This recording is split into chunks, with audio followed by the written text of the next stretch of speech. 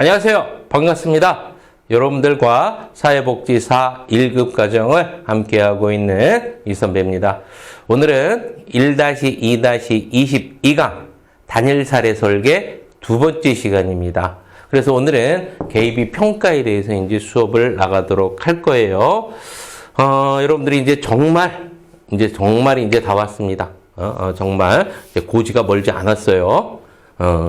이런 얘기 하니까 있죠. 진짜요? 이렇게 물으시는 분들이 있어요. 그런 얘기 딱 들으니까 옛날에 이 선배가 이제 산을 좋아해가지고 이제 산을 이제 등산을 많이 했던 그 경험이 있었는데 처음 가는 산 같은 경우는 잘 모르잖아, 어디 가는지. 그래서 이제 한참 올라가다 보면 힘들어가지고 내려오시는 분한테 아유, 얼마나 더 가면 돼요? 이렇게 물으면 내려오시는 분이 하는 말이 있죠. 다 왔슈. 얼마 안 남았슈, 이제. 넘어지면 코 닿을 때요. 그래요? 그러면서 올라가다 보면 또 한참 올라가죠. 또 끝이 안 보여, 정상이. 그래서 이제 다시 한번 또 물어봅니다. 내려오시는 분한테. 얼마나 더 가면 돼요, 정상이? 그러면, 아이고, 다 왔슈, 이제. 바로 코앞이요. 얼른 가봐. 이럽니다. 그러고서 30분은 더 가야 되죠. 이런 경험이 이 선배가 참 많았었는데, 여러분들, 혹시 그런 기분이 드는지 안 드는지 모르겠어요. 그런데, 정말 다 왔습니다. 정말 다 왔어. 여러분들, 다 왔습니다. 여러분들, 얼마 남지 않았어요. 자, 힘을 내고, 한번, 열심히 같이 한번 수업을 오늘도 해보도록 합니다. 알겠죠? 이제 얼마 안 남았습니다. 조사로는. 자, 개입이 평가 오늘 들어가는데, 저번 시간에 이어가지고, 이쪽 이제, 개입에, 이제 어떻게 이제 평가를 하는지, 거기에 관련돼서, 공부를 하는 시간이에요. 그래서 이제 개입이 평가는 크게 이제 4가지로 분류해서 평가를 합니다. 4가지로. 첫 번째가 이제 시각적으로, 그 다음에 이제 두 번째가 이제 통계학적으로, 세 번째 임상적으로, 네 번째 이론적으로 이렇게, 개입을 평가를 하는데, 이제 첫 번째 시각적 평가는 이제 그래프 보고 하는 거야, 눈으로 확연하게 이제 어떻게 선이 꺾이는지 안 꺾이는지 이런 거를 보면서 평가를 하는 걸 시각적 평가, 시각적 유의성이라고 하고요. 이제 통계학적 유의성 같은 경우는, 통계학적 분석 같은 경우는, 통계학적으로 평가하는 거는, 이제 크게 2가지가 있어요. 평균 비교법이라는 게 있고, 경향선 접근이라는 게 있고, 그거는 이제 좀 이따 보도록 할 거고요. 그 다음에 이제 세 번째, 임상적, 유의성 같은 거, 임상적 평가 같은 경우는, 조사자가 이제 검토하는 겁니다. 조사자가 이제 클라이언트 이제 서로 이제 면담을 한다든지 이렇게 해가지고 조사자에 의해서 검토하는 걸 임상적 유의성 내지는 임상적 평가라고 하고요. 마지막으로 이제 이론적 유의성 같은 경우는 기존에 존재하는 거 있죠. 기존에 존재하는 어떤 개입 근거 이론 이런 것들과 방향성이 일치하는지 아니면 일치하지 않은지 이런 것들을 한번 분석하는 것들이죠. 이렇게 크게 4가지 형태로 이제 평가를 합니다. 시각적, 통계학적, 임상적, 그다음에 이론적. 자, 이제 첫 번째 이제 칠판을 보면서 이제 수업을 본격적으로 들어가도록 하죠. 제일 먼저 이제 나오는 게 이제 시각적 유의성입니다. 시각적 유의성, 시각적 눈으로 보는 거 이렇게 분석하는데 뭐를 통해서 하는 거다? 그래프를 통해서 하는 거다. 그래프를 통해서 하는데 변화의 파동이나 변화의 수준이나 변화의 경향에 따라서 평가를 하는 거예요. 다시 한번 여러분들 기억해 둘 거, 변화의 파동, 변화의 수준, 변화의 경향, 이거를 보고 평가를 하는 거야. 알았지? 파동이 여러분들 크면 효과가 좋을까, 작으면 효과가 좋을까? 한번 생각을 한번 해보세요. 한번 봅니다. Y축, X축, 표적 행동이고요. 시간이라고 얘기했어. 이거는 설명 안 해도 되겠죠. 자, 파동이 있죠? 응? 파동이 기초선에서 이렇게 해서 개입을 하니까 파동을 하나하나 점을 찍어 보니까 이렇게 나오고, 하나는 이렇게 나왔어. 파동이 크죠? 그죠? A는 파동이 커. B는 파동이 작아. 자, 어느 것이 더 효과가 더 좋을까요? 그렇죠. B. 파동이 작으면 효과가 크고요. 파동이 크다라는 건 개입의 효과가 그만큼 작다라는 얘기겠죠. 그렇죠? 자, 이렇게 파동을 보고서 평가를 한다. 그래서 파동이 크면 효과가 적고요. 파동이 적으면 효과가 크다. 자, 그 다음에 두 번째 변화의 수준입니다. 변화의 수준은 어떤 거를 이야기하는 거냐면, 변화의 수준은 변화가 이렇게 됐어. 이게 이제 기초선입니다. 기초선이 이렇게 되는데 변화가 어떻게 됐냐면 이렇게 됐어. 변화가 있는지 없는지 몰라요. 그렇죠? 그러고서 이렇게 돼 있는 경우가 있고요. 이걸 A라고 해봐. 그런데 B는 어떻게 됐냐면 변화가 이렇게 됐어. 자, 변화가 작은 거 A고요. 변화가 큰 거 B야. 자, A와 B 중에서 어떤 게 개입 효과가 더 큰 거야? B죠.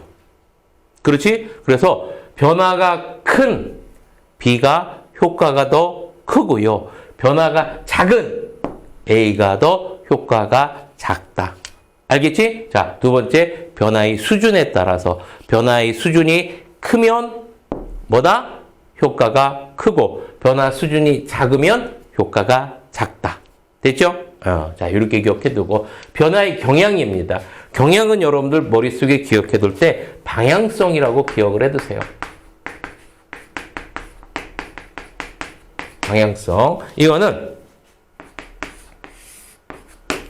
여러분들이 봤을 때 이제 이렇게 됐다고 보세요. 변화가 기초선에서 어떤 사람이 뭐 기초선에서 이제 전체적으로 봤더니 이런 형태야. 이런 형태로 이제 기초선이 성립이 됐어요. 그런데 개입을 딱 했더니 어떻게 됐냐면 이렇게 돼 있어. A. 근데 개입을 했더니 이렇게 돼 있어. 자, 여러분들 A 같은 경우는 기초선 국면과 변화가 어떻게 돼? 방향이 똑같죠. 그렇죠? 방향이 같아. 그런데 B는 어떻게 돼? 방향이 다르죠. 어떤 게 더 효과가 더 큰 거야? 그렇죠. B지. 그렇지? 그래서 방향이 다르면 효과가 큰 거고요. 방향이 같으면 효과가 작다. 이렇게 이야기하는 거야. 알았지? 시각적으로 변화의 파동에 따라서, 변화의 수준에 따라서, 변화의 경향에 따라서 개입을 평가할 수 있다라는 이야기입니다. 알겠죠? 자, 이렇게 기억해두고 통계학적 유의성 봅니다.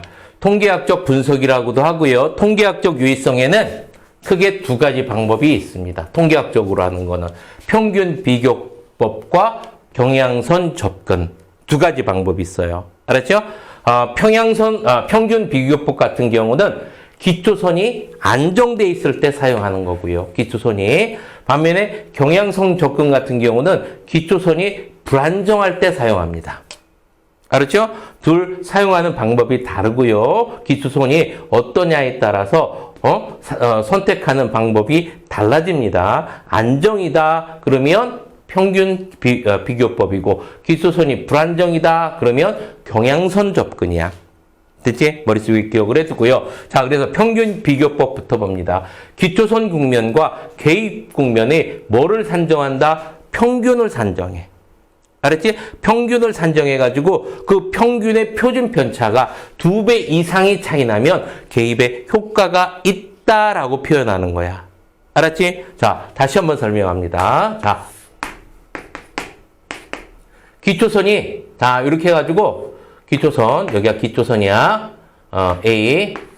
자, 기초선을 평균을 쭉 안정됐어. 기초선이 안정돼 있어. 이렇게 돼 있어. 그럼 여기 평균 딱 잡고요. 그렇죠? 그 다음에 B 개입을 했어. 근데 평균이 이렇게 형성이 돼 있어. 알았지? 자, 그러면 어떻게 돼 있어? 이렇게 되겠지? 요 차가, 표준 편차가 평균이 2배 이상이 되면 뭐가 개입에 효과가 있다라고 인정하는 것을 평균 비교법이라고 하는 거예요. 알았지? 어렵진 않죠? 다시 한번 기초선 국면이 어떨 때 안정돼 있을 때 사용하는 거고요. 기초선 국면의 평균과 그 다음에 개입 국면의 평균을 산정해서 둘 차이가 표준 편차 2배 이상의 차이 나면 이거를 효과가 있다라고 평가하는 것. 이거를 우리는 뭐라고 한다? 평균 비교법이라고 한다. 알았지? 경향성 접근이라는 건 불안정할 때야. 불안정할 때, 자, 한번 봅니다. 자, 기초선 A가 불안정해. 불안정해.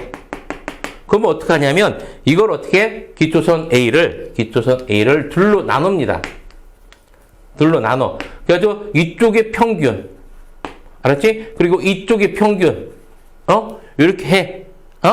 두 쪽에, 나눈 이 기초선을 각각의 평균을 구한 다음에 하나의 선을 긋습니다. 이 선을 뭐라고 하는 거야? 이거를 경향선이라고 하는 거야. 알았지? 그래서 개입 국면, 개입이 들어갔어. 개입이 들어갔는데 이 선보다 어떻게 높게 나타나거나 낮게 나타나면 뭐 하는 거야? 이거는 뭐가 개입 효과가 있다라고 표현하는 거야. 알았죠? 이 기울기가 더 크면 클수록 뭐다? 개입 효과는 크다라고 이야기하는 거예요. 알았죠? 그래서 기초선 국면을 둘로 나눠서 평균을 구한 다음에 평균을 구한 이 선보다 높으면 개입 국면에서 높거나 낮으면 개입 효과가 있다라고 평가하는 거를 우리는 뭐라고 한다? 그거를 경향선 접근이라고 하는 거예요. 알았죠? 어렵지 않죠? 자, 이렇게 두 가지 평균 비교법과 경향성 접근, 이거는 여러분들 시험 잘 나오니까 꼭 기억을 해두고 넘어갑니다. 그래서 기울기 폭으로 산정을 하고요. 경향선 위아래에 있으면 개입이 효과적이다라고 이야기하는 겁니다. 자, 임상적 유의성 봅니다. 임상적 유의성이라는 건 임상적 평가, 대상자에게 의미 있는 변화가 있는지에 대해서 검토하는데 누가? 조사자가 검토하는 거야. 그렇지? 조사자가 검토하다 보니까 자기 어떤 주관적 성향에 개입될 수 있을까 없을까? 있어요. 알았죠? 그래서 임상적 유의성 같은 경우는 여러분들 주관적 견해가 들어갈 수 있다라는 것까지 정리를 해두고 넘어가면 됩니다. 그 다음에 이론적 유의성 이런 건 뭐냐면 개입 근거 이론에서 제시하는 방향과 일치하는지에 대한 검토, 즉 규정에 있는 이론이 있죠. 그런 어떤 이론과 어떤 방향에 있어서 일치하는지를 검토하는 걸 이론적 유의성이라고 하는 거예요. 이렇게 개입이 평가에는 크게 4가지가 있습니다. 알겠지? 제일 처음 시각적 유의성, 두 번째 통계학적 유의성, 세 번째 임상적 유의성, 네 번째 이론적 유의성이 있다라는 거 정리를 해두고 넘어갑니다. 자, 여기까지 이론은 다 끝났고요. 이론은 다 끝났고 이제 본격적으로 문제를 한번 풀어보도록 하겠습니다. 자, 78번 문제 봅니다. 단일 사례 설계에 관한 설명으로 옳지 않은 겁니다. 단일 사례 설계. 1번 기초선 국면과 개입 국면이 있다. 맞죠? 정답. 옳지 않은 거니까 우선 맞아요. 정답은 아니고. 2번 연구 대상과 개입 방법은 여러 개가 될 수 없다라고 나오는데 될 수 있어요? 없어요? 될 수 있는 경우도 있어요. 그죠? 바로 복수기초선 설계 있잖아. 복수기초선 설계. 거기서 뭐 있었어요? 대상자가 복수기초선 설계 있었지? 복수 대상자 기초 설계. 대상자가 여러 명이었잖아. 그렇죠? 그래서 연구 대상자 개입 방법은 여러 개가 될 수 없다가 아니라 될 수 있다가 되겠지. 그렇지? 그래서 옳지 않은 것은 정답 2번이 되겠고. 3번 봅니다. 조사 연구 과정과 실천 과정이 통합이 가능하다. 왜? 단일 사례 설계이기 때문에. 그렇죠? 자, 그렇고요. 4번 경향과 변화를 파악하도록 반복 관찰한다. 반복 관찰하는 거. 그지?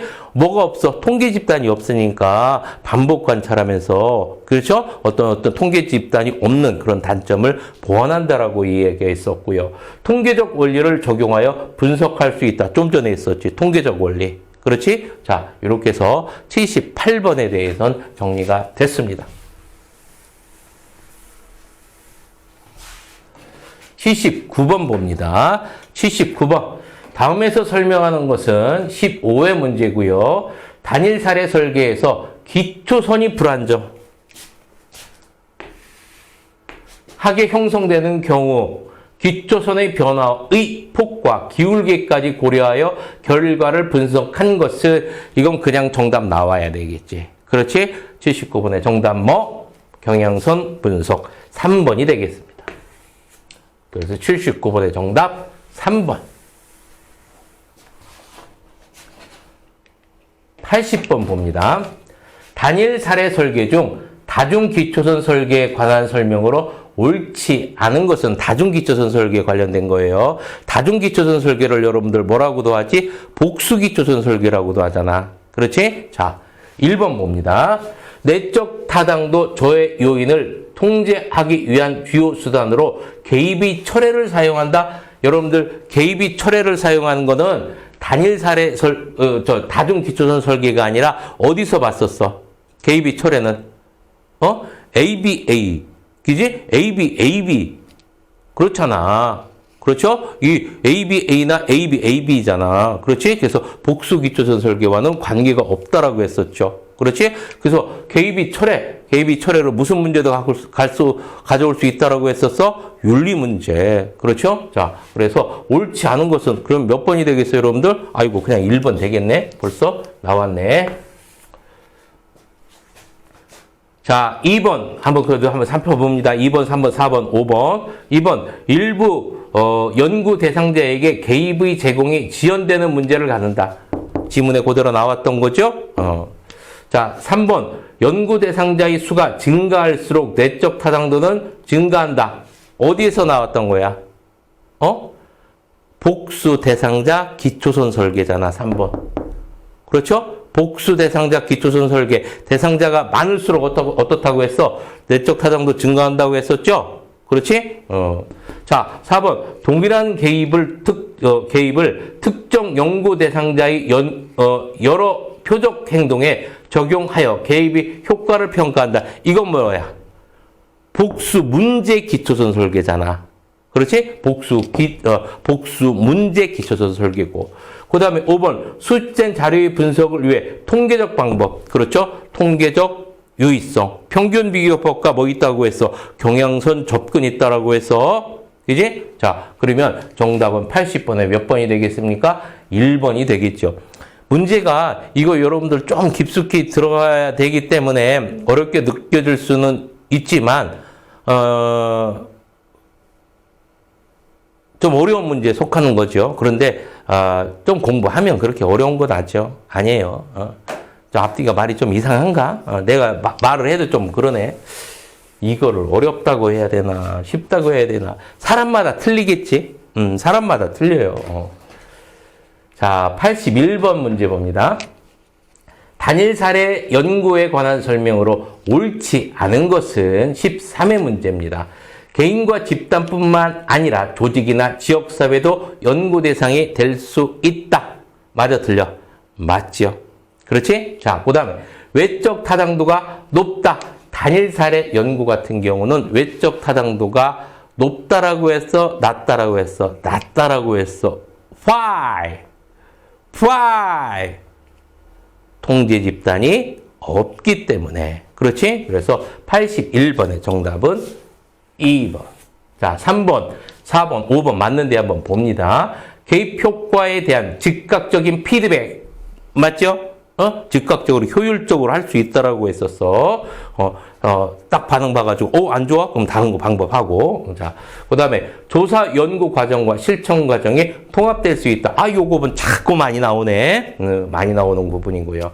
반복 측정으로 통제 집단 효과를 볼 수 있다. 맞죠? 이게 또, 여러 번 나오는 거예요. 자, 81번의 정답 2번이 되겠지요. 82번 문제 보도록 하겠습니다. 단일 사례 설계에 관한 설명으로 옳은 것을 모두 고른 것이네요. 모두 고른 것이야. 자, BA 설계는 개입이 긴급성이 있는 상황에 적합하다. B로 시작되는 거. B로 시작되는 건 다 뭐라고 했어요, 여러분들? 긴급 상황이라고 했어. 그렇지? 긴급 상황. 자, 그러면 정답 옳은 것 기억은 맞고요. 기억은 맞고. 자, 니은 AB-AC 설계는 선행 효과의 통제가 선행 효과가 어떻게 된다라고 했어. 이런 문제를 가져올 수 있다라고 했잖아. 그지? 선행 효과 통제가 되는 게 아니라 이런 문제를 가져올 수 있다라고 했어요. 그럼 니은은 틀리네. AB 설계는 AB 설계에 비해 외부 사건의 영향력에 대한 통제력이 크다. 그렇죠? 외부 변수를 통제하는 그런 외생 변수를 통제하는 그런 그 효과가 큽니다. 맞고요. 두 번 반복하니까 복수 기초선 설계 디자인은 AB 설계에 비해 외부 사건의 영향력에 대한 통제력이 크다. 맞죠? 그렇지? 자, 그러면 기억, 니은, 기억, 디귿, 리을 맞았네? 기억, 디귿, 리을, 기억, 디귿, 리을 맞았으니까 몇 번? 82번의 정답 5번이 되겠지. 그렇지? 82번의 정답 5번. 자, 이제 83번 문제 보도록 하겠습니다. 단일 사례 설계의 마지막 문제죠. 마지막 문제. 단일 사례 설계의 결과 분석 방법에 관한 설명으로 옳지 않은 것은 시각적 분석은 변화의 수준, 파동, 경향을 고려해야 된다. 맞죠? 그대로 좀 전에 했던 거니까 다 알 거야, 이거는. 수준, 파동, 경향 고려해야 되고요. 통계적 분석을 할 때 기초선이 불안정할 경우에는 평균 비교가 적합하다. 기초선이 불안정할 때는 뭐라고 했어? 경향선 접근. 그렇지? 자, 옳지 않은 것. 정답 2번이 되겠네. 자, 3번, 4번, 5번 문제 보도록 합니다. 자, 3번. 평균 비교에서는 평균과 표준 편차를 함께 고려해야 된다. 평균 비교 같은 경우는 어떻다라고 했어? 기초선 평균과 그 다음에 개입선 평균을 비교해서, 그렇죠? 표준 편차가 2배 이상 나면 어떻게 한다고 했어? 효과가 있다라고 이야기하는 거잖아. 그지? 자, 그러면 표준 편차를 함께 고려해야 된다. 맞지? 평균 비교법에서는. 그 다음에 경향선 분석에서는 기초선의 측정값을 둘로 나누고 경향선을 구하죠. 그렇지? 경향선을 구한 다음에 그 위나 아래에 있으면 효과가 있다. 개입 효과가 있다라고 하는 거고요. 임상적 분석은 결과의 판단에 따라서 조사자에 의해서 하는 거잖아. 그지? 조사자에 의해서 하기 때문에 주관적 요소의 개입 가능성이 크다라고 이야기할 수가 있겠죠. 자, 여기까지 83번 문제까지 전부 다 풀어봤습니다. 자, 정상이 가까워졌어요. 여러분들이 이 선배한테 물어본다면, 정상이 얼마 남지 않으시오? 물어본다면 이 선배는 여러분들한테 이렇게 대답해 줄 겁니다. 빨리!